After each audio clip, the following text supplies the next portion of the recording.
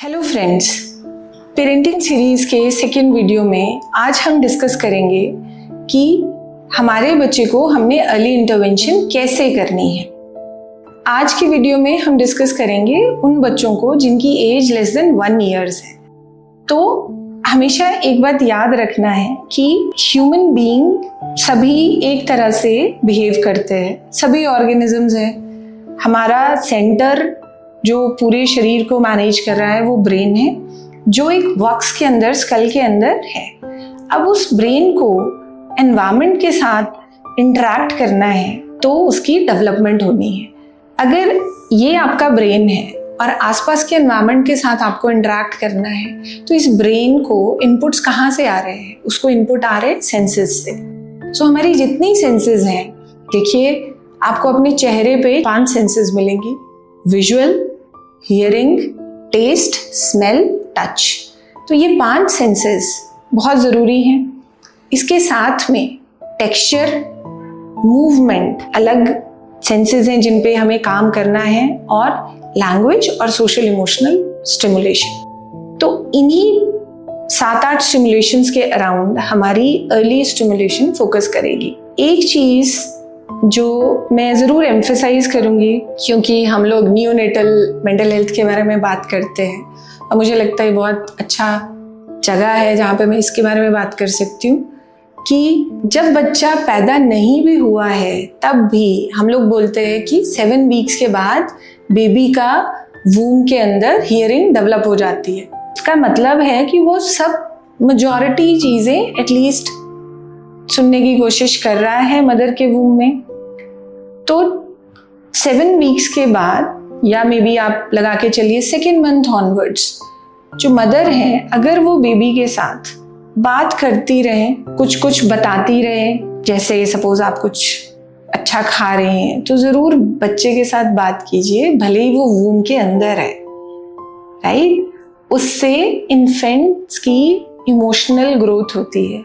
बहुत इम्पॉर्टेंट बात है। आप कहीं जा रहे हो, चल रहे हो, आपके पास कोई टाइम है तो ज़रूर बेबी के साथ बात कीजिए।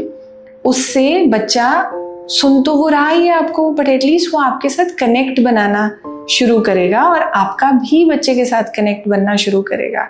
हमें जो बाद में प्रॉब्लम्स आती हैं कई बार कि मदर्स के फीडिंग में इश्यूज आ रहे हैं या मिल्क प्रोडक्शन में इश्यूज आ रहे हैं, बिकॉज हमारा बहुत मैकेनिकल चला कई बार होता है प्रेगनेंसी में, जहाँ पे हम बिजी रहते हैं अपने डेली जॉब्स में, हम बिजी रहते हैं अपने टेस्ट में, हम बिजी रहते हैं खाना बनाने में या होम बेस्ड फूड खाने में, अपने को इन्फेक्शन से प्रिवेंट करने में।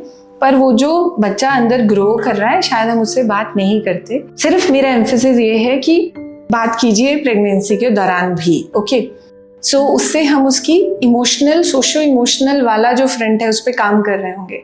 अब जब बच्चा का बर्थ हो गया है और वो आपके घर में है तो हमें सारी सेंसेस को हम एक एक करके एनलिस्ट करेंगे।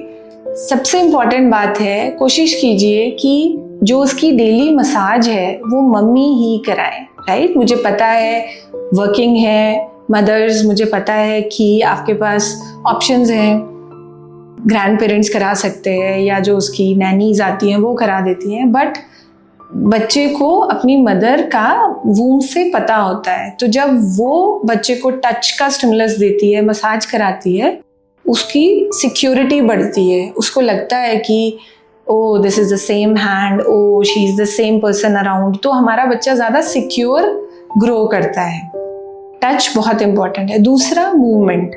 हम छोटा बच्चा है, चाहे आप उसको कंधे पे लेके वॉक कराइए, बाजू में लेके आप उसको इस तरह से रॉकिंग मूवमेंट्स कराइए, जो हम बच्चे को लेके हवा में उछालते हैं और उसके बाद उसको पकड़ते हैं, वो ज़रूर कराइए। किसी बच्चे को नुकसान नहीं होता, बट ये सब वेस्टिबुलर या प्रोप्रियोसेप्टिव इनपुट्स होते हैं जो हम बच्चे को देते हैं। दूसरी बात कि थोड़ा सा बच्चा अब अगर मान लीजिए 2nd मंथ में आ गया है, जब उसका विजन थोड़ा सा बढ़ने लगा है, तो बच्चे के साथ बात कीजिए।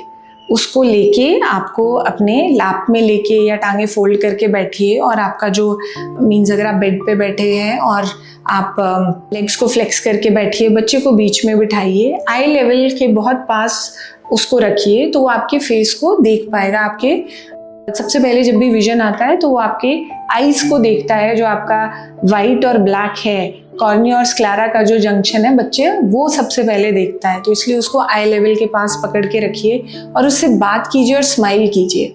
ये एक बहुत बेसिक सोशल स्माइल का माइलस्टोन होता है जो हम फर्स्ट, सेकेंड और थर्ड मंथ में जब बच्चा पैदा होता है हमें ज़रूर करना चाहिए। उसके साथ कुछ पर्सनल टाइम अकेले बैठ के स्पेंड कीजिए। ऑडिटरी में बहुत ज़रूरी है कि आप उसके साथ, जब आप उसकी मसाज कर रहे हैं, मम्मी जब मसाज कर रही है या कोई और मसाज कर रहे हैं, उसके साथ आप बात कीजिए। उसको कुछ आप राइम्स या कोई भी रिलैक्सिंग जो गाना है वो सुनाइए। अवॉइड कीजिए जो टीवी या फ़ोन लगा के उसको गाना सुनाना, खुद बोल के सुनाइए। इस तरह से हम बच्चे की ऑडिटरी अवेयरनेस, स्पीच की डिस्क्रिमिनेशन, उसमें फ़र्क लाना शुरू करते हैं। थोड़ा सा बच्चा बड़ा हो गया, वो बैठने लग गया, तो आपको क्या करना है? देखिए, बहुत ओवर प्रोटेक्टिव पेरेंट नहीं बनना है, राइट?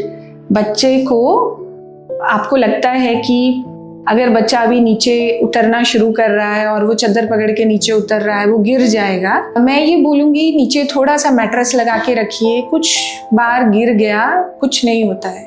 गिरना ज़रूरी है, बिकॉज बिना गिरे आपका स्पाइनल कॉर्ड स्टिमुलेट नहीं होगा। इंजरी से प्रिवेंट करना है, but it is okay if child falls from maybe bare minimal height, because ज़रूरी है गिरना, चीज़ों पे, सोफे से गिरना, थोड़ा सा फिसल जाना, इट्स ओके। बहुत कॉशियस नहीं रहना है कि उसको कभी कुछ हो ही ना। हर टाइम बच्चे को गोद में उठा के मत रखिए, बिकॉज उसके पाँव को, उसके फीट को टेक्सचर्स का पता ही नहीं चल रहा है। अब आपका बच्चा मान लीजिए पलटने लग गया है और वो एनवायरनमेंट को थोड़े डिस्टेंस पे देखने लग गया है, तो उसको एक ही कमरे में मत रखिए। आप उसको, जो आपका लिविंग रूम है, वहाँ पे नीचे कोई मैट पे लिटा के रखिए, ताकि जो लोग आ रहे हैं, जा रहे हैं, उनको वो देखे, उनको सुनने की कोशिश करे। और बहुत तरह के स्मेल, बहुत तरह के टेक्सचर्स, बहुत तरह के सीन्स, विजुअल्स को वो एक्सपीरियंस करे। थोड़ा बच्चा बड़ा हो जाता है तो हमेशा आपको क्या करना है, आप उसके साथ जो भी कर रहे हैं उसको बता के कीजिए। आप उसको दिखा रहे हैं तो बता के कीजिए, आप उसको उठाने वाले हैं, आप उसको बता के कीजिए। उससे क्या होता है कि बच्चे की स्पीच अपने आप बिल्ड होती है, क्योंकि आप एक बिहेवियर के साथ आप कुछ वर्ड्स को ज्वाइन कर रहे हैं। एक एक्स्ट्रा चीज़ जो आपको ज़रूर करनी चाहिए, जब बच्चा 7-8 मंथ्स का है, मार्केट ले जाइए उसको, बट सामान जब आप उठाते हैं उसको साथ में गोदी में पकड़ के रखिए, ताकि वो अलग अलग स्मेल्स को, अलग अलग टेक्सचर्स को परसीव करे। लाइट के लिए, विजुअल्स के लिए बहुत ज़रूरी है कि आप उसको गोदी में उठाइए और फिर आप कर्टन हटाइए, ताकि विजुअल लाइट की जो डिस्क्रिमिनेशन है वो उसे पता चले। हम लाइट ऑन ऑफ करते हैं तो बच्चे को पकड़ के कीजिए, ताकि हमारा विजुअल अच्छे से स्टिमुलेट हो। इन सब चीज़ों को अगर आप अपने डेली रूटीन में लेके आएंगे तो बच्चे की फर्स्ट 1 ईयर में बहुत अच्छी सी सेंसरी स्टिमुलेशन हो जाएगी। टॉयज कौन से चूज करने चाहिए आपको?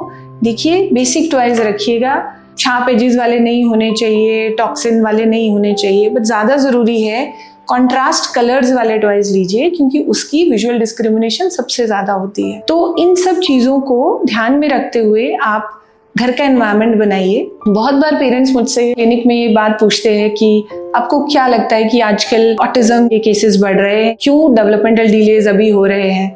एक चीज़ को पेरेंट्स ज़रूर आप सोचिएगा, ये जो अर्ली स्टिमुलेशन की मैंने आपको सारी एक्टिविटीज़ बताई, वो सब यूनिक नहीं है।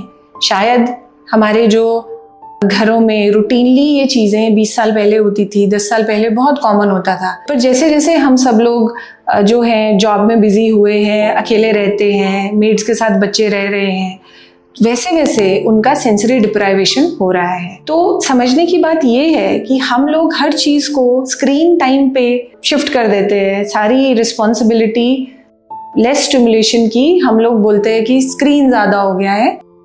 एक्चुअल में स्क्रीन से ज़्यादा होने की बजाय हमारी इन्वॉल्वमेंट कम हो गई है। तो इसलिए अगर हम लोग ज़्यादा बच्चे के साथ फिजिकल ह्यूमन टच ज़्यादा देंगे तो बच्चे के चांसेस जो है डेवलपमेंट के फर्स्ट 1 ईयर में बहुत अच्छे होंगे। तो इन सब चीज़ों का आप ध्यान रखिए। हमारी ये पेरेंटिंग सीरीज को देखते रहिए। हम इसी तरह के इंटरेस्टिंग टॉपिक्स को अगले वीडियो में भी लेके आएंगे। तब तक अपनी और अपनी फैमिली का ख्याल रखिए। Thank you.